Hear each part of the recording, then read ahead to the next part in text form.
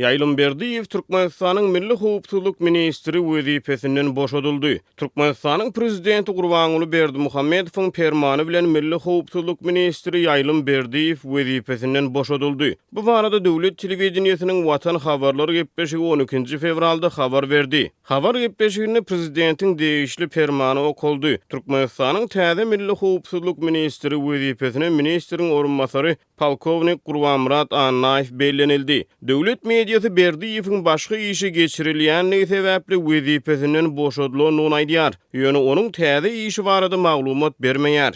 Mundan ozal prezident Berdimuhammedow 22 ýanwarda geçiren döwlet howpsuzlyk geňeşiniň mejlisinde şol wagtky milli howpsuzlyk ministri Ýaýlym Berdiýew gulluk boşlugyny talaba laýyk ýerine ýetirmän işde oý beren kemçilikleri üçin bir käýinç we soňky duýduruş ulan etdi. Onun general polkovnik harby çirini general mayor derejesine peteltdi. Hem de onu döwlet howpsuzlyk geňeşiniň sekretary wezipesinden boşatdy. 22 ýanwarda prezident Türkmenistanyň gorunmak ministri Begenç Gündoğduýew bir käýinç we soňky duýduruş ulan edipdi. Ýöne Türkmen telewizionynyň 12 fevralda habaryndan çen tutulsa, ol henüz öz wezipesinde galýar. Azatlygyň Türkmenistanyň güýç guruluşlaryna ýakyn çeşmesi barıp geçen ýylyň dekabryna Berdiýewiň we Gündoğduýewiň öz wezipelerindäki günleriniň sanaglydygyny habar beripdi. Ol geçen hepdäniň ahyrynda Azatlygyň korrespondentini anonim şertlerde beren gurrungyny ýene de bir gedek Berdiýewiň we Gündoğduýewiň ýakyn wagtlarda wezipelerinden boşadyljakdygyny habar beripdi. Çeşmäniň sözlerine görä güýç guruluşlarynyň nowatdaky arassaçylyk işleri geçen ýylyň oktýabryna başlanan ýokary derejeli wezipeden boşadyşlygyň mantyk logiki dowamlylygy bolup durýar. Ýatdasak 2019-njy ýylyň 1-nji oktýabryna İskender Mulikow işleri ministri wezipesinden boşadylyp, ýany 25 ýyl türme tutsalygyna hökm edilipdi. Şol bir çeşme şonu 44 ýaşly Mulikowyň täsirli biznesmen Çary Kulow bilen ýakyn gatnaşmagyň özüni tölenligini öňe sürdi. Kulow Azatlygyň söhbetdeşiniň sözlerine görä 2019-njy ýylyň iýulunda prezident birden köp wagtlyk gaýyp bolup öz ölümi barada myşmyşlara ýol açanyna özüni nädogry alyp barypdyr.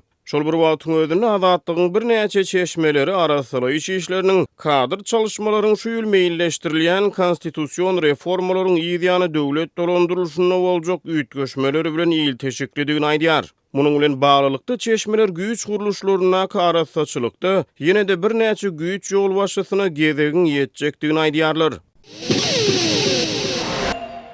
Lewap welaýatynyň Farab, Çärje we Darganat etraplarynyň ençime owasynda raýatlaryň gündelik durmuşda emele gelýän zir-zibillerini dökmek üçin ýetlenen ýüriteçilikler we ýerler ýok. Azatlyk radiosynyň bu barada habar berýän Lewaply habarçysy owa ýaşaýjylarynyň çeleksizlikden öz zir-zibillerini suw kanallaryna, zeýkeşlere, hatda amy derýä aktarýandygyny aýdýar. Farabyň, Çärjewiň we Darganatanyň owalarynda zir-zibil taşlamak üçin ýüriti ýerler ýok. Käbir hojalyklar kanalizasiýalaryny we zir-zibillerini suw kanallaryna, zeýkeşlere, hatda amy derýä aktarýar. Käbir hojalyklar da onu howlusynyň bir burçynda ýygnap ýakýar ýa-da gumy akdyp taşlaýar. Bu ýagda indi ençem ýyl bäri gaýtalanyp gelýär diýip howpsuzlyk aladylary sebäpli gizlilik şertinde söhbetdeş bolan habarçy 13 fevralda gurrun berdi. Azatlyk radiosunda bu ýagdaý bilen Lewabyň haýsy owalarynyň ýaşaýjylarynyň 100% bolýandygy barada dogry maglumatyň bardygyna garamazdan howpsuzlyk aladylary sebäpli olary köpçüligi mälim etmekden saklanýar. Azatlyň habarçysy bilen gizlilik şertinde söhbetdeş bolan owa ýaşaýjylarynyň ençemesi özleriniň munyň ekologiýanyň hapalanmagyna we durly wiruslaryň, bakteriýalaryň ýaýramagyna ýetirýändigini düşünýändiklerini aýdýar. Ýöne olar häzirki wagt özlerinde başga çykylganyň ýokdugyny belläp, türkmen häkimetlerini bu meseleni tiz wagtda çözmäge çagyrýarlar. Bize mermerden bina gerek däl. Zir-zibillerimizi taşlar ýaly yer gerek. Her gün bolmasa da 2 hepdede bir gün gelip zir-zibillerimizi alyp gider ýaly sert döredilse bolýar. Bu ekologiýanyň arasa bolmagyna getirip her türlü virusly keselleriň dargamagynyň öňüni alardy diýip howpsuzlyk aladylary sebäpli adyny aýtmakdan saklanan owa ýaşaýjylarynyň biri Azatlygyň habarçysyna gurrun berdi. Ol owa ýaşaýjylarynyň bu mesele barada kömek sorap, etrap we welaýat häkimliklerine eden ýüzlenmeleriniň de häzirlikçe netije bermeýändigini sözüniň üstüne goşdy. Azatlyk radiosynyň bu aýdylanlar barada Lewap vilayet we Farab Çärjew hemde darganaty etrap häkimliklerinden kommentari almak basartmady.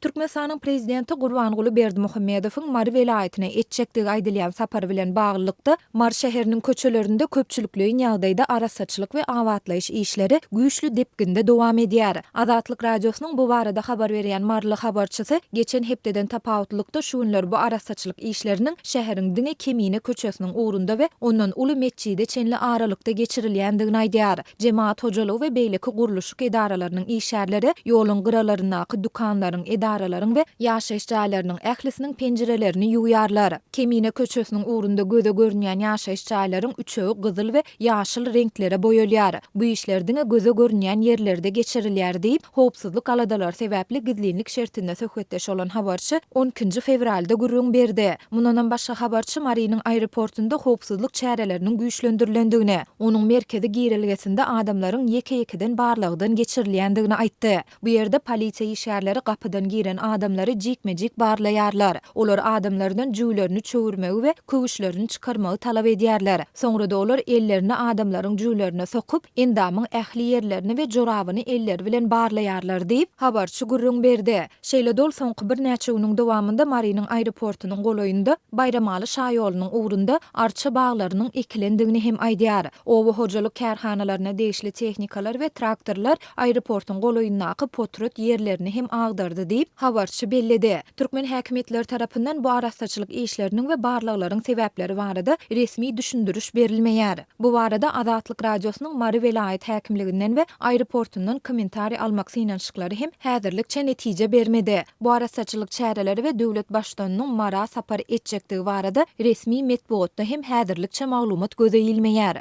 Ýöne howpsuzlyk aladalar sebäpli Azatlygyň habarçysy bilen gizlinlik şertinde söhbetdeş olan Marly büdjet işgärleriniň ençemesi bu işleri Berdimuhammedowyň vilayete etmegine garaşylýan sapary bilen düşündirýärler. Azatlyk radiosu Mary şäheriniň köçelerinde köpçülikli ýagdaýda arassaçylyk we awatlaýyş işleriniň geçirilýändigi barada geçen hepde 6 fevralda hem habar beripdi. Mundan öň 3 fevralda bolsa Lewap vilayatynyň Türkmenabad şäheriniň köçelerinde köpçülikli ýagdaýda arassaçylyk işleriniň geçirilýändigi habar berildi. Azatlygyň habarçysy bu işleriň döwlet başdanynyň ýakyn wagtda Lewawa etmegine garaşylýan sapary bilen baglanşyklydygyny aýdypdy. Türkmenistanda Berdimuhammedowyň ýurdunyň sewitlerine edýän saparlarynyň öňýany adatça vilayatlariň administrativ merkezlerinde döwlet başdanynyň saparyna berk taýýarlyk görülýär. Esasy ýollar arassalanýar we bejerilýär. Ýol kenarlaryna jaýlar we jehekler renklenýär. Şeýle de howpsuzlyk çäreleri güýçlendirilýär.